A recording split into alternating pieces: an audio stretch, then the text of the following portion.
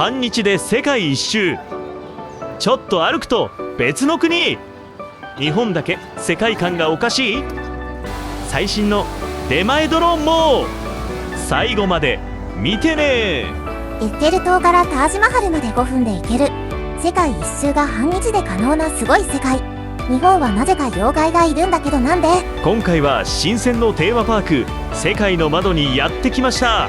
48ヘクタールにも及ぶ広大な敷地に地球上の名所がジオラマ化されており、子供騙しと思ってましたが、前日の民族村のミニチュアも良かったので来てみました。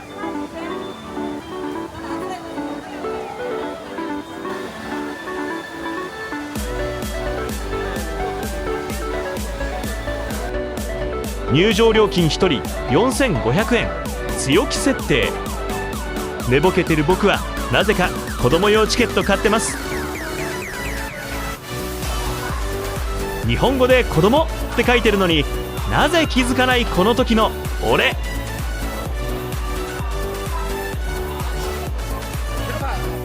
持ち物検査して入場ゲートに。ここでこれ子供用チケット屋で大人用買い直してきて叱られました。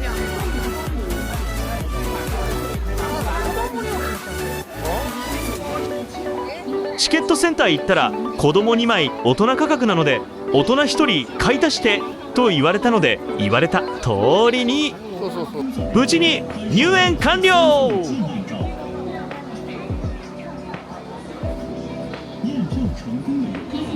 異なる比率130以上の世界的に有名な建物や文化的景観を再現していて、今ももうこの映像だけ見たら新鮮じゃないみたいでしょう。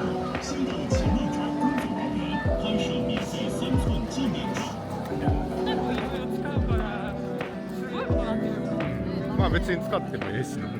入り口付近はいろいろごちゃ混ぜになってますが、一応各地域ごとに展示は分かれています。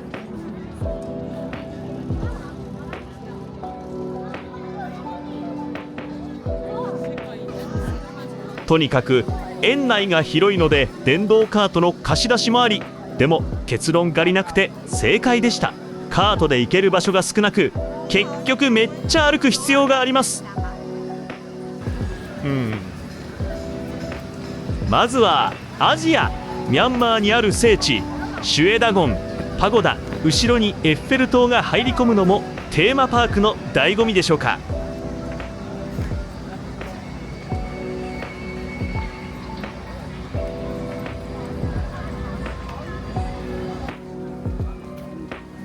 次はスリランカの古都アヌラーダプラにある仏塔ルワンウェリサーヤ王塔。反対側には個人的世界三大がっかりの1位シンガポールのマーライオン。すごいシュール。ちなみにマーライオン実はシンガポールに6体いるのを知ってますか？個人的には一番有名なマリーナベイのマーライオンの後ろにいる小さいやつが一番好き。ベトナムのフエにあるティエンムー寺院の塔、ベトナムことフエを象徴する禅寺で香川のほとりに立つ7層の塔が有名で、優美な歴史的景観が魅力です。通りすがりにちらっと見えた日本ゾーン、なんかすごく嫌な予感が。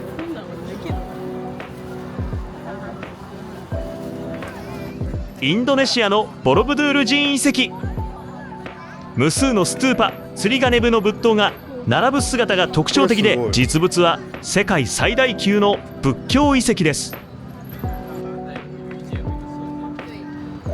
こちらは見ただけでもう分かりますよね。カンボジアのアンコールワット、中央にそびえる塔と回廊が重なる独特のシルエットで知られるヒンドゥー教寺院の遺跡です。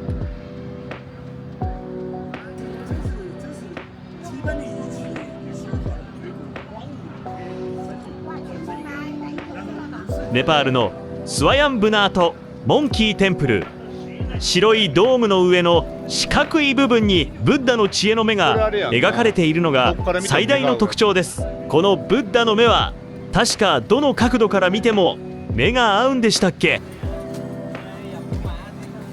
こちらからは日本エリア入り口から漂うなんか嫌な予感。このオカメ怖くない？これ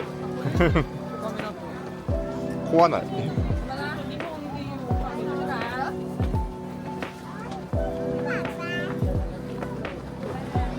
湖に鳥居、そこまではいいけど鳥居の奥になんかいる。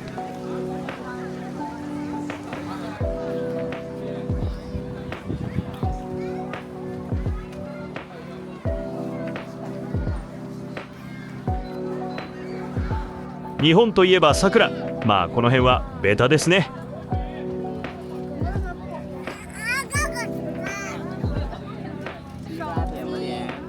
明らかにおかしい屋根の上。どこ？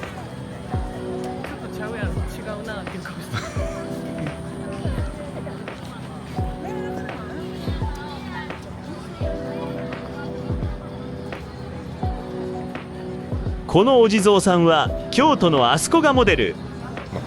少し違和感のある鳥居にナイロン感あふれるもみじ。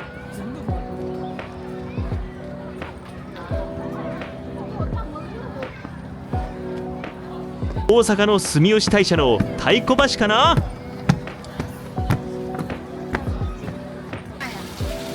これは京都の清水寺にある音羽の滝ですね。なんか雑な富士山になんだこいつ、妖怪でしょうか。てか日本のイメージどうなってんの。厳島神社の鳥居が妖怪で霞む。棒の先に哺乳瓶がついていて錦鯉がチュパチュパしていて、これもカオス。なぜか日本のエリアだけがファンタジー色強めでした。こちらはインドのタージマハル。インドにある総博大理石の霊廟、皇帝が亡き妻へ捧げたイスラム建築の傑作で世界遺産。ちゃんと右にはジャワブに、左にはカウバンモスクがありました。これはコスプレなのかな、それともスタッフ。ドイツのケルン大聖堂、高さ157メートルを誇る世界最大級のゴシック建築、完成まで600年以上を要した世界遺産です。イタリアのピサのシャトー。建設途中から地盤沈下で傾いたまま完成したガリレオが実験をした伝説でも有名な世界遺産です。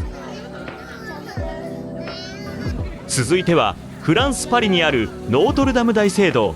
シテ島に立つゴシック建築の最高傑作。ナポレオンの戴冠式も行われた歴史を見守る大聖堂です。ノートルダムか。こちらもフランス・パリから天文台の噴水。これってどっかにリュクサンブール公園近くの名所、4人の女性像が地球を掲げ世界4大陸を象徴している。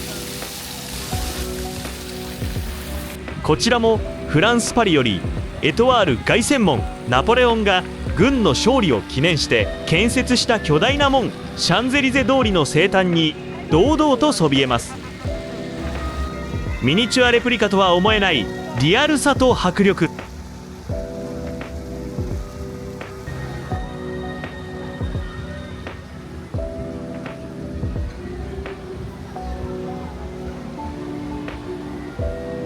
そしてエッフェル塔。フランス革命100周年を記念して建てられた鉄の塔。パリのランドマークとして世界中で愛されています。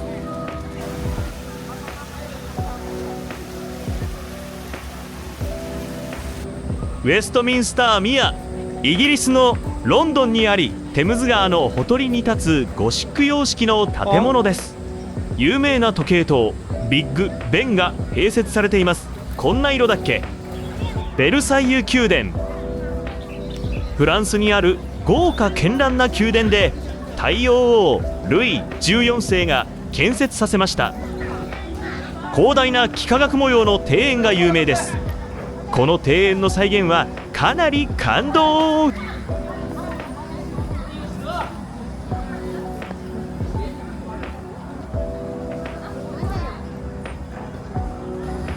都市伝説好きな人なら興奮しそうな場所、ストーンヘンジ。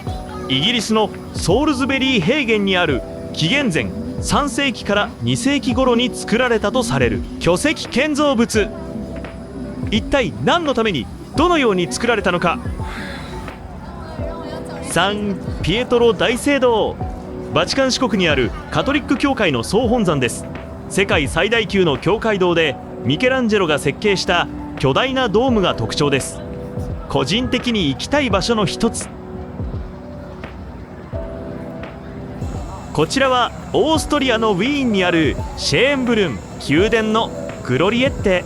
1775年にハプスブルク家の権威を象徴する凱旋門として建てられました。ハプスブルグ家って都市伝説なんかでもロスチャイルド家とかと並んで出てくるよね、確か。こちらはマルイヤ・ミナレット、イラクのサマレラにあるかつての世界最大のモスクに付随する塔です。外側に螺旋状の階段がついた独特な形をしています。最初バベルの塔に見えたイランのエスワハンにあるイマームモスクです。17世紀サファビー、朝の黄金期を築いたアッバース一世によって建設されました。イスラム建築の最高傑作との声も高い名所です。ここからはロシア。超ワシリー大聖堂、ロシアのモスクワ赤の広場に立つ建物です。色鮮やかで玉ねぎのような形をしたドームが特徴的でロシア建築の象徴とされています。ここも行ってみたい。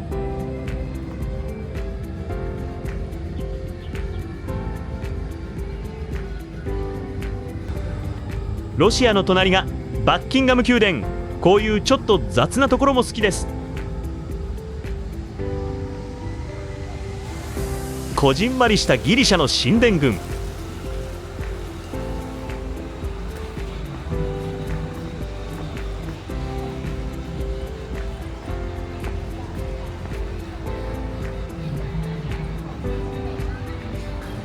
こちらもこじんまりしたイタリア・ローマのコロッセオ。エジプトとピラミッドとスフィンクス、こちらは迫力満点。なんとパーク内に出前ドローンの受け取りステーションが1回確か30元以上注文する必要があります。注文してる最中に他の人のドローンが到着。このシーンが撮りたかっただけなので僕は注文はやめました。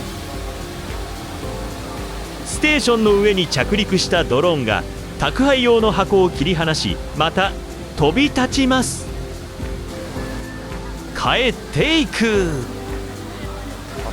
そしてドローンが去った後は天井が閉まり、受け取りは下の液晶で番号などを打ち込めば受け取れるみたい。すげえ。アメリカ大陸がラストのゾーン。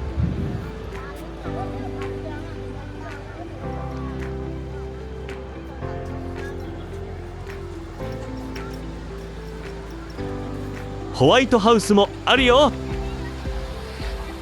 今回紹介できたのはおそらく全体の半分弱かと思います。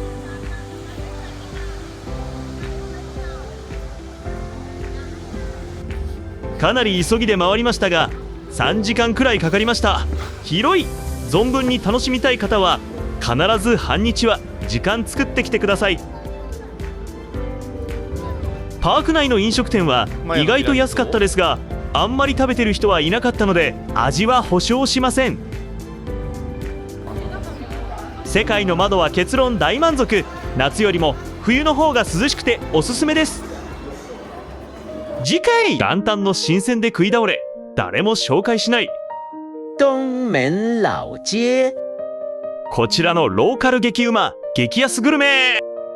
新鮮でこれ食べないと大損してる。ぶっ飛ぶほど美味しすぎる。蟹粉面。チートなガジェットがたくさん。電気街。チャンネル登録と高評価お願いします。動画の感想などコメントもたくさん書いてくださいね。次回の動画もお楽しみに。